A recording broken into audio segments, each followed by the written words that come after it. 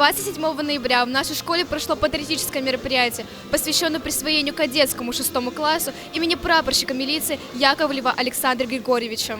6-му кадетскому взводу присвоили имя прапорщика милиции Александра Яковлева. Подготовка к торжеству шла целую неделю. На мероприятие пришли почетные гости: мэр Сыктывкара Наталья Хозяинова, министр образования Коми Наталья Якимова, начальник отдела воспитания управления образования Марина Аюгова. Дорогие кадеты, вы всегда должны помнить, что самое главное – это память. Пока мы помним, мы живы. Несмотря на волнение, кадеты отлично справились с показательными выступлениями.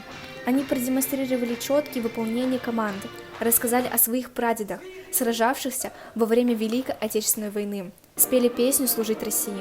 Министр внутренних дел Республики Коми Андрей Сицкий вручил свидетельство о присвоении 6-му К-классу имени прапорщика милиции Яковлева Александра Григорьевича, погибшего при выполнении служебных обязанностей. Здравствуйте, товарищи! Также министр вручил почетные грамоты директору школы, заместителю директора по воспитательной работе, классному руководителю и куратору кадетского движения школьников. Здравствуйте! Какие у вас впечатления от появления первого кадетского полицейского класса в Сыктывкаре?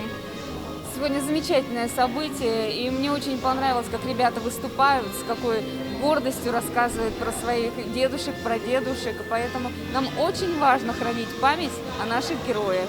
И желаю ребятам, чтобы они с честью и достоинством носили имя Александра Яковлева по всей своей жизни. Насколько уникально присвоение кадетскому классу имени героя для нашей республики? Ну, вы сами слово это сказали, это действительно уникально, потому что имя героя, который погиб при исполнении служебных обязанностей, и мы его сегодня присвоили 6-му классу 18-й школы, это останется навсегда, навечно в их сердцах, это навечно останется в их памяти.